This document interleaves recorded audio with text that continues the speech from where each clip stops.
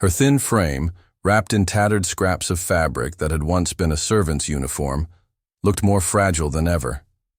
The fall alone might have broken her ribs. Above, the stone walls of the pit stretched upward, lined with iron grating and jagged spikes. Beyond the bars, the sound of thousands of voices echoed, a raucous roar of alien tongues chanting for blood. She didn't look up at them. She didn't need to. She already knew what came next. The girl's name was Ceres, though. No one here cared to know it. To the prison overseers, to the jeering crowds who came to watch, she was nothing but another condemned soul, another body thrown to feed the beasts. Her life had been a series of chains, captured, traded, bartered, and finally discarded. She had once belonged to a people who prided themselves on grace and beauty, a culture built on delicate artistry and song. But now she was stripped of all that, reduced to a trembling scrap of flesh in a killing arena. The stench hit her first, the foul reek of rotting meat and animal musk. Then came the sound, low growls that reverberated through her bones. Shadows shifted in the corners of the pit, where iron cages hung from the walls. One by one, the cages opened, chains rattling as the beasts inside stirred. They were not natural creatures. These monsters were bred for sport, their bodies swollen with muscle, their bone crests sharpened like blades. Reptilian in appearance, they walked hunched on clawed limbs, their hides scaled and ridged, their eyes burned with hunger. The overseers had starved them for days to make the coming slaughter more vicious. Ceres backed against the wall, her silver eyes wide with terror. Her hands scraped against the rough stone, searching in vain for a weapon, for anything at all that could shield her from what was coming. There was nothing. She was unarmed, broken, and doomed. The crowd above bellowed with delight, their voices blending into a single command, "Feed! Feed! Feed!" Her body shook uncontrollably. She thought of her family, long dead. She thought of her people, scattered like ash in the wind. She thought of her own fate, forgotten, consumed, left to vanish in a pit of monsters. No one had ever returned from the beast arena. No one had even tried. One of the beasts roared, the sound splitting the air like thunder. The others answered, a chorus of primal hunger. The ground seemed to vibrate with the force of their anticipation. Ceres closed her eyes. Perhaps it would be quick. And then, something strange. A sound that did not belong. It was faint at first. A rhythm out of place among the crowd's roar and the beast's growls. Metal striking stone. Footsteps. Slow, deliberate, echoing through the arena's gate. The crowd's chant faltered. Overseers shouted in confusion. This was not part of the spectacle. No outsider entered the pit once the condemned were thrown in. The law of the arena was absolute. The beasts would feast, yet someone was coming. The gate groaned open, its iron hinges shrieking. A figure stepped through the shadowed arch. He was not armored like the guards, nor draped in the finery of the nobles who watched. He wore simple combat fatigues, stained with the wear of travel. His helmet was tucked under one arm, his other hand resting casually at his side. His face was scarred, his jaw set with quiet defiance. His eyes, human eyes, scanned the pit with sharp focus, not on the crowd, not on the overseers, but on the beasts themselves. The audience erupted in disbelief, curses and laughter ringing out. They called him mad, suicidal. Who willingly stepped into the pit of monsters? Ceres stared, her breath caught in her throat. A human. She had heard rumors of them, wild stories whispered by travelers and slaves alike. Humans were said to be reckless, stubborn, unpredictable, dangerous not because of their size or their weapons, but because of something else, something in their spirit. The man dropped his helmet to the ground with a deliberate clang. He cracked his knuckles, rolled his shoulders, and for a brief moment his eyes flicked toward Ceres, not with cruelty, not with hunger, but with a simple, steady question. "Are you still alive?" Her lips parted, but no words came. He gave her the faintest nod before turning back to the beasts. "Not today," he muttered under his breath. The crowd exploded in uproar as the human hit the dirt floor. They thought him insane. To face the beasts without weapons, without armor, was not courage. It was suicide. The overseers barked orders at one another, unsure if they should halt the spectacle or let it play out. The gamblers in the stands roared with laughter, already betting how quickly he would die. But Saris saw something different. The way he landed, controlled, knees bent, balanced, was not the stumble of a desperate man, but the practiced motion of a fighter. He rose slowly, rolling his shoulders, eyes locked on the monsters. The beasts circled, confused at first. They were trained to expect prey, weak, broken, screaming victims. This one stood tall, unflinching. His scent carried no fear. The first beast decided to test him. With a guttural roar, it lunged, claws wide, jaws snapping. The crowd cheered, expecting the human to be torn apart in the opening charge. But he didn't dodge backward. He stepped into the attack. His hand shot out like iron, clamping down on the beast's throat. The momentum of its leap slammed into him, but his stance held. For a moment, man and monster were locked together, the creature thrashing with bone rattling. Strength. Then came a sound sharp enough to cut through the chaos. Crack. With a violent twist, he snapped the beast's neck and hurled its carcass aside. The pit went silent for the briefest heartbeat. Then another monster shrieked and lunged. This one's jaws snapped at Saris, who was still pressed against the wall, too frozen to run. She saw teeth inches from her face. Then a fist intercepted the strike. The human's knuckles slammed into the side of its head, breaking bone with brutal efficiency. He roared with exertion as he drove the beast backward, following with a series of strikes that ended with its jaw shattered and its body sprawled in the dirt. Blood smeared his hand. His skin split open, torn by teeth and claws, yet his expression only hardened into something fierce. "Ugly things," he muttered, half to himself. Saris could barely breathe. She had never seen violence like this, not in desperation, but in mastery. The human moved with a predator's rhythm, each step measured, each strike precise. He was no ordinary soldier. This was someone who had fought before, who had survived battles far worse than this arena. The third beast charged, claws raking. The human pivoted, catching its wrist, twisting until the limb snapped in two. The creature howled, only to be silenced as he drove a knee into its skull with crushing force. Another down. The crowd's jeers faltered. What had begun as amusement turned into confusion, then disbelief. This wasn't supposed to happen. No unarmed man was meant to defeat beasts bred for war. Yet here he was, bleeding, panting, but standing, tall, while bodies piled at his feet. Saris's heart hammered. Every instinct told her to run, to cower, to vanish. Yet she couldn't tear her eyes away. Something inside her stirred. Something she hadn't felt in years. It was small, fragile, but real. Hope. But the fight wasn't over. The largest of the beasts, a towering brute with horns and jagged bone plates along its spine, lumbered forward. Its roar drowned out the crowd, shaking the arena walls. The human's shoulders rose and fell as he breathed, his chest slick with sweat and blood. He was hurt. She could see it. A claw had torn across his ribs. His movements were slower now.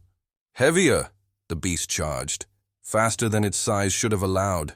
The human braced, but the impact threw him to the ground. Dust exploded around them. The crowd screamed, certain it was over. Saris's throat tightened. She wanted to shut her eyes, but she couldn't. She saw the human pinned, the beast's jaws snapping down toward his head.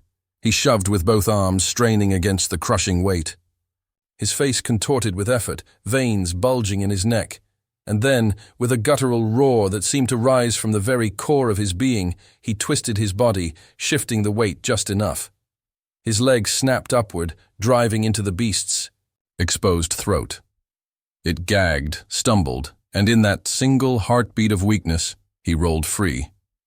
He scrambled to his feet, seized a shard of broken bone from the dirt, and drove it upward with both hands into the beast's skull. The creature convulsed, then collapsed in a lifeless heap. Silence fell over the pit. The human leaned against the wall, chest heaving, hands trembling. He had bled, staggered, and nearly fallen, but he had not broken. Slowly, he turned his head toward Ceres. "You hurt?" he asked, his voice rough but steady.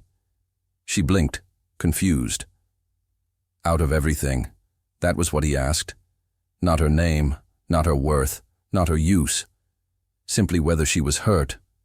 Her voice was small, trembling. Why? Why save me? At first it was disbelief, then anger. The overseers barked orders, their voices cutting through the stunned hush of the crowd. Guards poured down the stairwells that lined the pit walls, rifles gleaming under the torches. What had begun as a spectacle of slaughter had turned into something else, something dangerous. The human looked up, his body slick with blood, his chest rising and falling in heavy breaths. He had fought beasts, yes, but now came something worse. Trained soldiers, armed and disciplined. Ceres shrank back against the wall. Her heart hammered as she saw the rifles raised. There was no escape. No matter how strong this man was, he could not fight an army. But he moved anyway. He grabbed her arm and pulled her to her feet. "Stay behind me." The first shot cracked, scorching past his shoulder. He didn't flinch. He snatched up the jagged shard of bone he had used to kill the last beast and hurled it like a spear. It struck a guard in the throat, dropping him instantly. Before the others could react, the human charged, seizing a fallen rifle.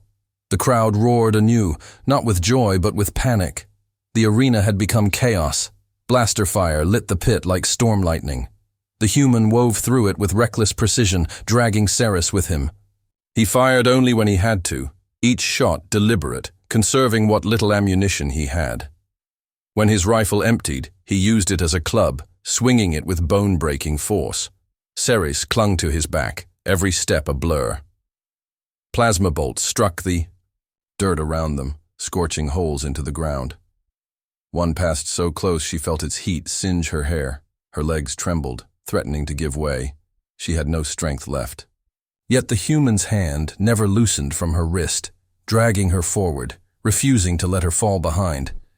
They fought their way to a service tunnel that connected the pit to the prison complex beyond. Sirens blared overhead, filling the air with an unearthly wail. Lights flashed red, bathing the stone walls in a hellish glow. As they ran through the tunnels, Ceres caught sight of his side.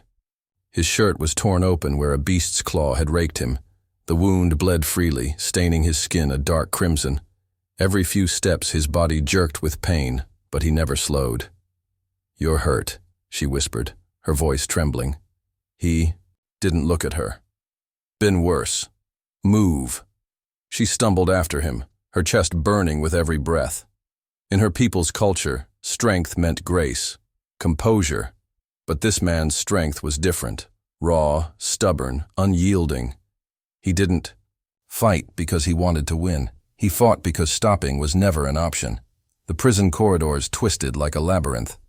Guards surged from every direction, their shouts echoing. The human fought them like a man possessed, stealing weapons as he went, never hesitating. A blade here, a rifle there, every move fueled by the singular determination to keep her alive. One point, they ducked into a maintenance alcove to catch their breath. Ceres leaned against the wall, gasping, while the human crouched beside her, reloading a half-burnt rifle with shaking hands. She stared at him, trying to understand. "Why me?" she asked softly. "You don't know me. You don't even know—" "My name." He glanced up at her, eyes sharp even through the exhaustion. "Doesn't matter. You're not theirs to feed to monsters." The words sank into her chest like a burning brand. She had lived so long believing she was nothing, that her life could be discarded without thought. Yet here was a man who bled for her, who fought armies for her, who said her survival mattered simply because she was. The sirens grew louder. Boots thundered through the tunnels. Their pursuers were close. The human rose, gripping his weapon. Time to move. They ran again, deeper into the prison. Ceres didn't know where he meant to take her, whether there was even an escape, but she found herself no longer wishing for death. For the first time in years, she wanted to live. The overseers might have seen her as prey, the crowd as spectacle, the soldiers as nothing but cargo to be disposed of. But this man, this human, saw her as something worth standing for. And as the prison walls shook with alarms and gunfire, Ceres began to believe that maybe, just maybe, they had a chance. The air outside the tunnels was thick with smoke. Sirens wailed overhead, their shrill notes cutting through the night. Searchlights swept the courtyard, beams slicing across steel and stone. Beyond the prison walls, the wilderness stretched into endless dark, a freedom so close and yet so unreachable. But between Ceres and that freedom stood an army. Dozens of guards waited at the outer gate, their rifles leveled, armor glinting in the crimson glow of the alarms. The gate itself loomed tall, reinforced with plates of metal and guarded by mounted turrets. It was the last barrier between captivity and escape, and it was impenetrable. Ceres's knees weakened. Her lungs burned from the run and her legs begged to collapse. She clutched the human's sleeve, whispering in despair, "We can't. There are too many. They'll cut us down." The human glanced at her, his jaw set. His face was streaked with blood and grime, his wounds still bleeding, but his eyes carried the same unshakable fire that had driven him into the pit. "We can," he said simply, and then he stepped forward. The guards shouted warnings, ordering him to surrender. Rifles clicked as they tightened their grips, fingers poised on triggers. To them, it was over. One man, one girl, against an armed garrison? Futile. But the human did not falter. He stood tall in the open courtyard, his body shielding Ceres. His posture was not that of a desperate fugitive, but of a wall, immovable, unyielding, carved from sheer will. Ceres felt her heart pound in her throat. The air was taut with the weight of what would happen next. And then the ground trembled. At first, she thought it was her fear, the quaking of weak knees.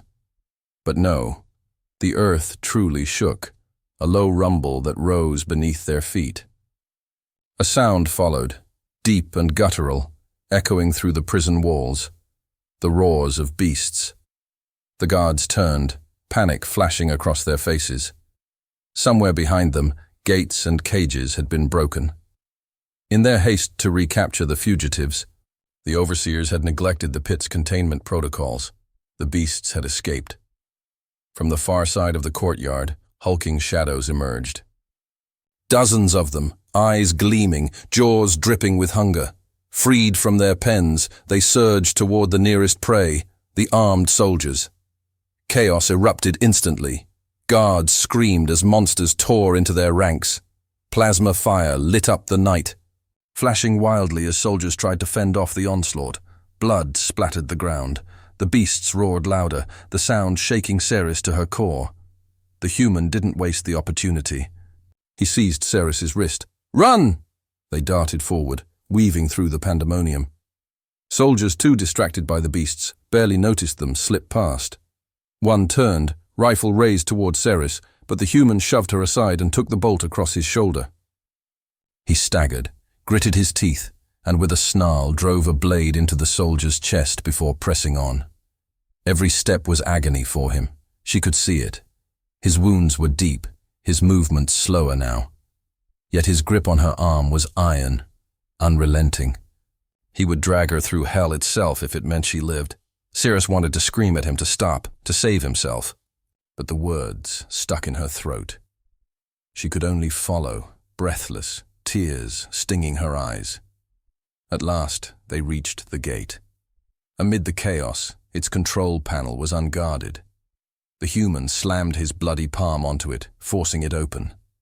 The massive doors groaned, creaking as they began to part. Beyond lay darkness, stars scattered across the sky, a promise of something more than chains and death. They slipped through the opening, just as another beast lunged past them, crashing into a group of soldiers. On the other side of the gate, the human finally slowed. He leaned heavily against the wall, his body trembling. His shoulder smoked from the plasma burn, and blood soaked his side. Yet he looked at her, his mouth twitching into the faintest of smiles. You could have left me," Ceres whispered, voice breaking. "You didn't have to fight them. You didn't have to fight for me." He shook his head, grimacing, in pain. "Not my style." The gate slammed shut behind them, cutting off the screams, the gunfire, the roars of the beasts. They were outside. For the first time in cycles, Ceres felt the cold brush of freedom on her skin. But as she looked at the human, his body battered and broken, she realized freedom had come at a cost he had willingly paid. He had stood in front of soldiers, in front of monsters, in front of death itself, and he had not yielded, and though he bled, though he staggered, he was still standing. The forest was no longer quiet. Smoke rose in thin spirals from the scorched ground, the remains of broken branches still glowing faintly where plasma bolts had struck. The corpses of beasts lay scattered, their once proud hides blackened and torn. And amid the wreckage stood Kalen, his chest heaving with exhaustion, his blade slick with alien blood, and his arm trembling as he leaned on it like a crutch. Beside him, Liara knelt, her eyes wide, not in fear, but in awe. For the first time since her exile, she did not feel alone. The beasts that had driven her to the brink of death were gone, their snarls replaced by silence. But the battle had taken its toll. Kalen's left shoulder hung at an odd angle, dislocated from the force of a beast's strike. His breathing was ragged. A line of blood ran from his temple into his beard, and his movements had slowed to a crawl. Yet even battered and broken, he had not faltered. Liara's heart hammered in her chest as she rose to her feet and moved toward him. Her people had always said humans were dangerous, reckless, impulsive, quick to violence. But what she saw before her was not mindless savagery. It was defiance. Kalen had stood where no one else would have, placing his body between her and death itself, and he had done it without hesitation. "Why?" she finally asked, her voice breaking. "Why? Would you fight for me? I am nothing to you." Kalen looked at her through half-lidded eyes, swaying slightly but still gripping his weapon.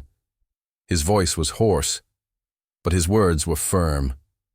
"Because no one deserves to die alone. Not here. Not like that." The simplicity of it cut deeper than any speech. No oath, no bargain, no gain. Just a belief, a truth he carried with him. Liara felt her throat tighten, her eyes burning as tears formed. Among her people, strength had always meant domination, survival at the expense of the weak. Kalen's kind defined it differently, strength as sacrifice, as endurance, as standing tall even when the body begged to collapse. She stepped closer, reaching to steady him as his knees nearly buckled. His weight was heavy, but she bore it.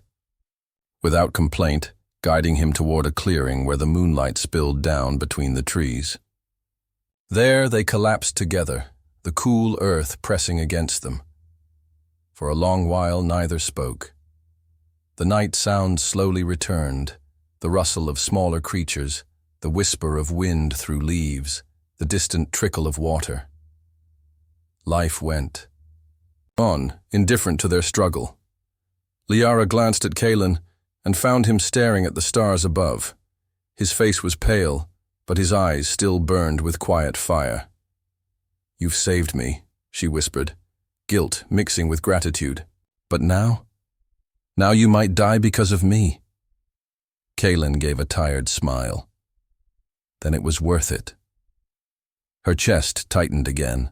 The words lodged in her throat, but she knew what he meant. In that moment, she realized what separated humans from so many other races, what made them both feared and admired across the galaxy. They carried an unbearable stubbornness, a refusal to surrender, not just for themselves but for others. Where other species measured survival in terms of self, humans expanded it outward, making survival a shared burden. The beasts had been terrifying, but the man before her? He was something far greater. Liara pressed her hand against his injured shoulder, focusing her remaining energy. Her people had once been healers before war, and cruelty stripped them of that role. She remembered fragments of old lessons, enough to ease the pain and keep him steady. She worked in silence, but her thoughts screamed, "I will not let him perish." Not after this. Hours passed. Kalen drifted in and out of consciousness, but his grip never left his weapon, even as sleep tugged at him. Liara stayed awake, keeping watch, her body aching but her spirit unbroken. In the distance, she saw the faint glow of torches. Her people, perhaps searching for her.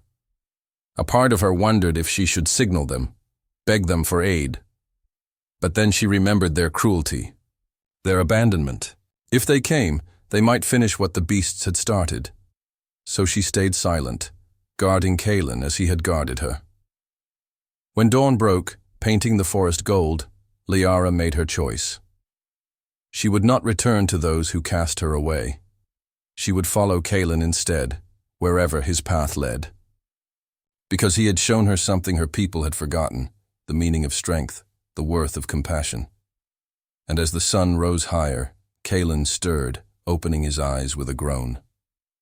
Liara helped him sit up, her voice steady though her heart raced. "You stood between me and death," she said softly. "Now I will stand between you and whatever comes next."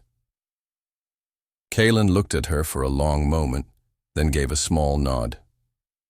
There was no grand declaration, no ceremony, only understanding. Together they rose, battered but unbroken, and began walking toward the horizon. Behind them lay a forest filled with beasts and ashes. Ahead lay uncertainty.